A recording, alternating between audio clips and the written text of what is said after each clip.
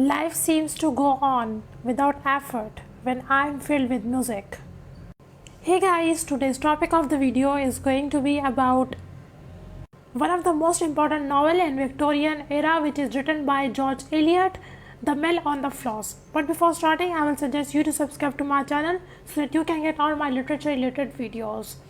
So let's start right from the introduction of this novel. This novel was written by George Eliot, whose real name was Mary Ann Evans. This novel was first published in 1860. This novel is a psychological and domestic fiction and is a story of a young girl and her love for her brother. Moving towards the important characters of this novel, Maggie Tulliver, Tom Tulliver, Mr. and Mrs. Tulliver, Mr. Stilling, Mrs. Glegg, Lucy Dean, Mrs. Pillett, Mrs. Moss, Stephen Guest, Mr. Pivot, Mr. Wickham, Mr. Dean, Bob Jakin, and Stephen Guest. Moving towards a summary of this novel, the narrator introduces a young girl, a little girl whose name is Maggie Tulliver. Her parents, Mr. and Mrs. Tulliver, are worried about the education of her brother Tom Tulliver. Her father says to her mother that he will educate his son, though he himself is not that educated. He wants to educate his son business.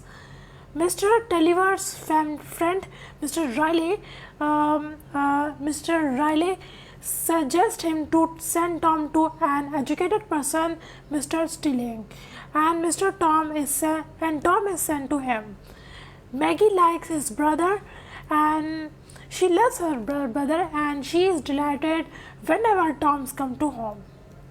One day Tom is upset as Maggie didn't take care of his rabbits in his absence and they died. Maggie apologizes and he forgives her.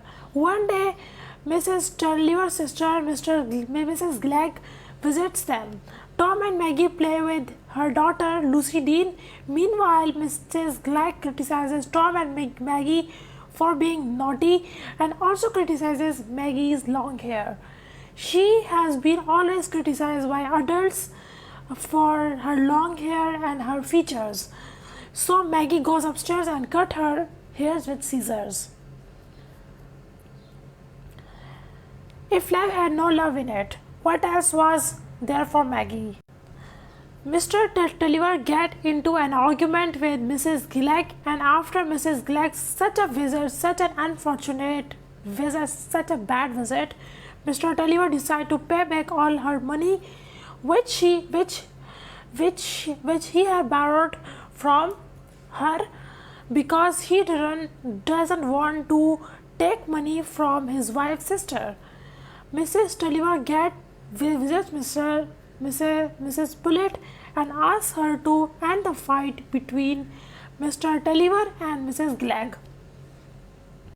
And during this visit, Maggie also creates a scene where when she finds Lucy and Tom playing without her, she grows furious and pushes Lucy in a muddy pond. And all adults started criticizing her once again, which made her feel bad, and she runs away from her home and she is brought back home in evening by some gypsies. Mr. Tulliver goes to her sister, Mrs. Moss, to ask her some money to give it back to Mrs. Glegg. Since Mrs. Moss is also a poor little lady and she has 8 kids to feed, she doesn't want to demand any sum.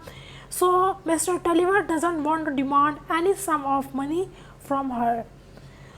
On the other side, Tom is having a very hectic time at school with Mr. Stilling, because Tom is not good at Latin and geometry. Mr. Tulliver starts a lawsuit against his neighbor, Mr. Pivot, and Mr. Pivot hires a very talented and successful lawyer, Mr. Wickham. and Tulliver develops hatred for Mr. Wickham in his heart. Wickham has a talented, physically disabled son, Philip Wickham, and Tom is surprised to find out that he is his schoolfellow. Philip is not good in studies, and he is fond of reading books.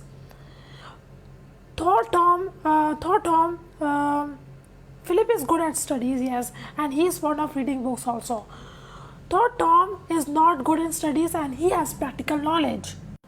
Before going to boarding school, Maggie visits Tom and she finds Philip there. They both are fond of reading and they both come close to each other.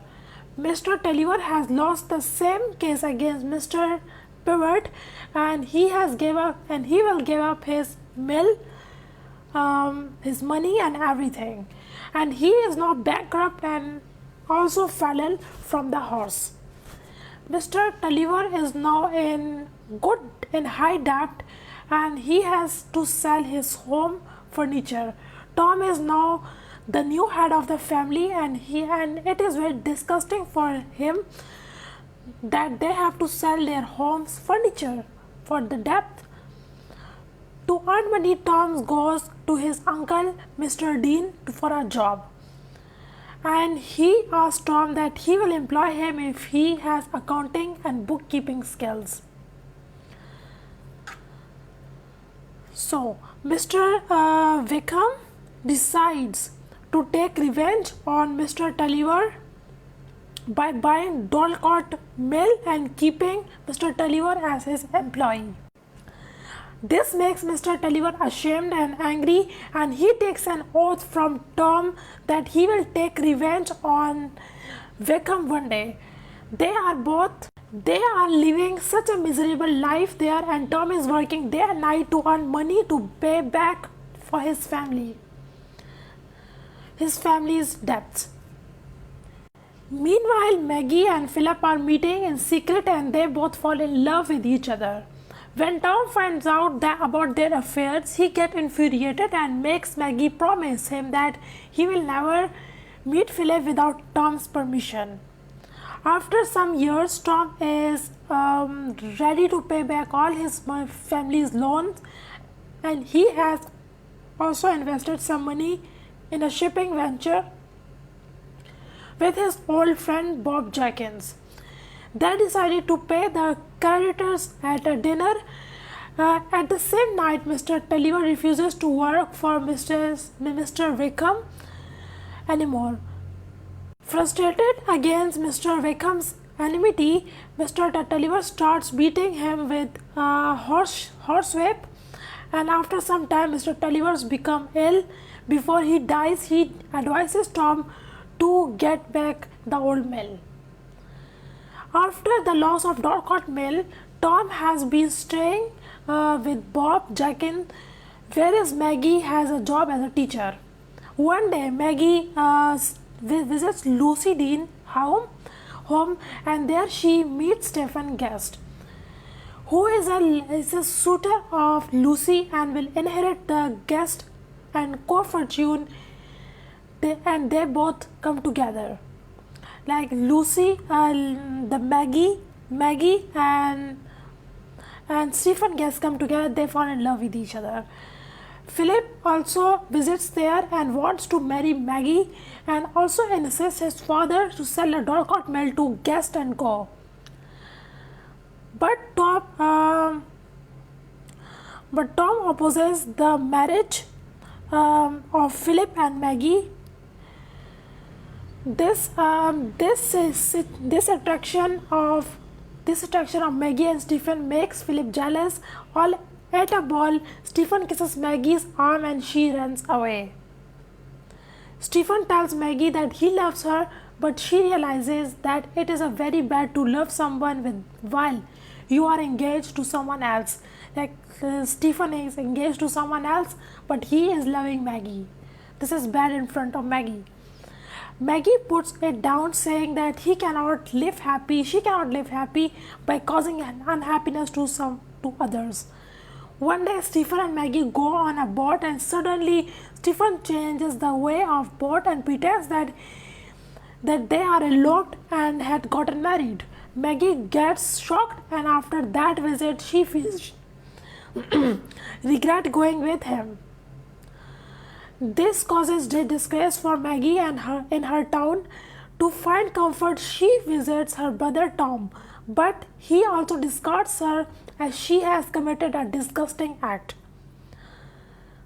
Then she starts staying with her mother and starts a job of governess.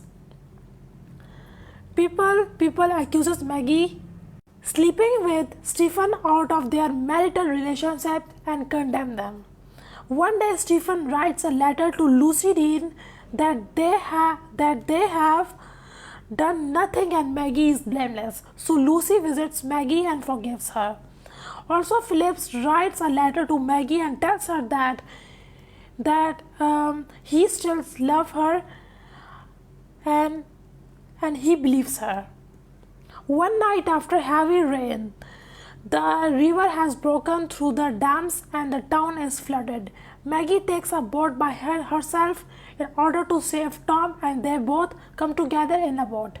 They hug each other and meanwhile a high current comes and they are drowned. In the end of the novel, Stephen, Lucy and Philip, they all visit a combined grave of siblings and read, in their death, they were not divided. Those bitter sorrows of childhood, when sorrows is all new and strange, when hope has not yet got wings to fly beyond the days and weeks, and when the space from summer and summer seems measureless. Major themes of this novel are child psychology, loss of innocence, society, grace and disgrace, siblings love, sacrifice, love, choice making, reconciliation and poverty. Moving towards the last topic of this slides, literary style and devices of this novel. The narrator of the story is unknown. The time span shown in this novel is of 10 to 15 years. The writing style of this novel is realism and psychological realism. This novel, since written in the Victorian age, covered the qualities of that age. The novel is read with symbols such as river, mill, Maggie's hairs, the legend of St. Og, etc. It seems to me we can never give up longing and wishing. While we are thoroughly alive, there are certain things we feel to be beautiful and good, and we must hunger about them. Thanks for watching. I hope you will like or dislike this video. Also comment in the comment box for further inquiry and also subscribe to my channel if you like this video anytime. Thank you.